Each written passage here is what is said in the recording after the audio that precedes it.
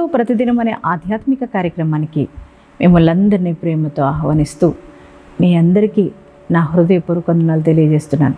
ప్రియ దేవుని బిడ్డలారా, ఉదయం లేచి ప్రార్థించి దేవుని స్తుతించారు కదా. మరి ఈ మంచి దినం దేవుడు మనకిచ్చారు కదా. అందుకే మనం మన దేవుణ్ణి స్తుతించవలసిన వారమైన. ప్రియ దేవుని బిడ్డలారా, ఎలా ఉన్నారు? మీ పరిస్థితులు ఎలా ఉన్నాయి? భయంకరమైన శోధన, బాధలు, అనారోగ్య పరిస్థితులు, భయంకరమైన పోరాటాల మధ్యలో అలసిపోతున్నారా? నిరాశతో ఉన్నారా? ఒక నిస్పృహతో ఒకవేళ కొట్టుమిట్టాడుతున్నారా? నా జీవితం ఇంతే, నా బ్రతికింతే అని అనుకుంటున్నారా? మీరేం భయపడాల్సిన అవసరం లేదండి. దేవుడు మనకు తోడుగా ఉన్నాడు. ఆయన మనకు అండగా నిలిచే దేవుడై ఉన్నాడు. ఆయన మనకు కేడముగా, దుర్గముగా, మరి మనకు ఆశ్రయముగా దేవుడు ఉన్నాడు. అందుకే ప్రియ దేవుని బిడ్డలారా, దిగులు చెందకూడదు.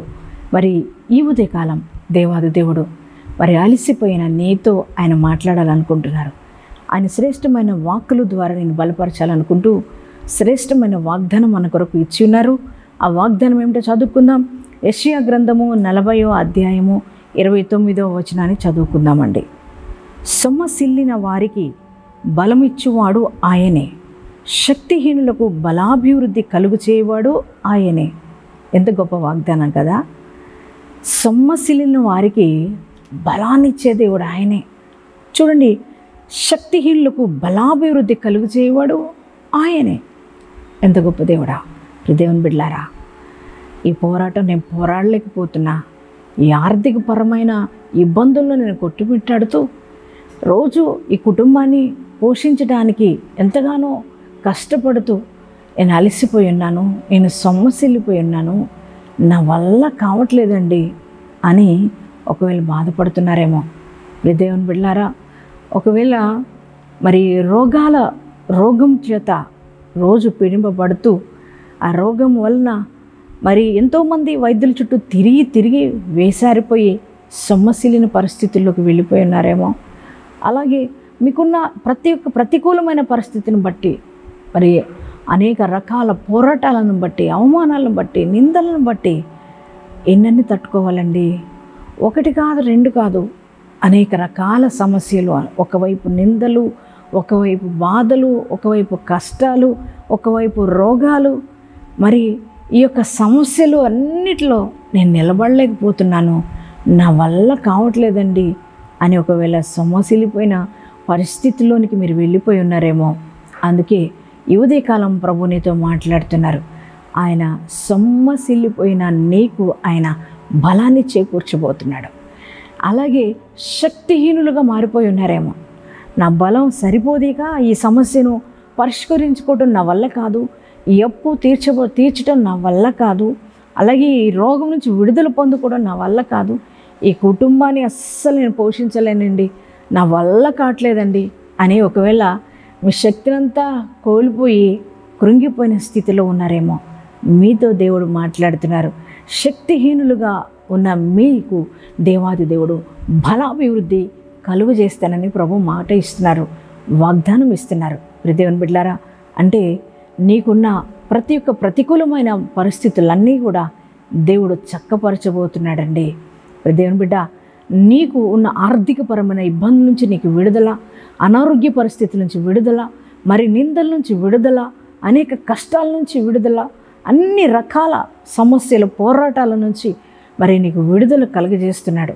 దేవాది దేవుడు నీకు మంచి ఆరోగ్యాన్ని కలుగజేసి ఆయన నీకు అండగా నిలబడుతున్నాడండి. ఈ పరిస్థితులన్నీ కూడా చక్కపరచబడుతున్నాయి.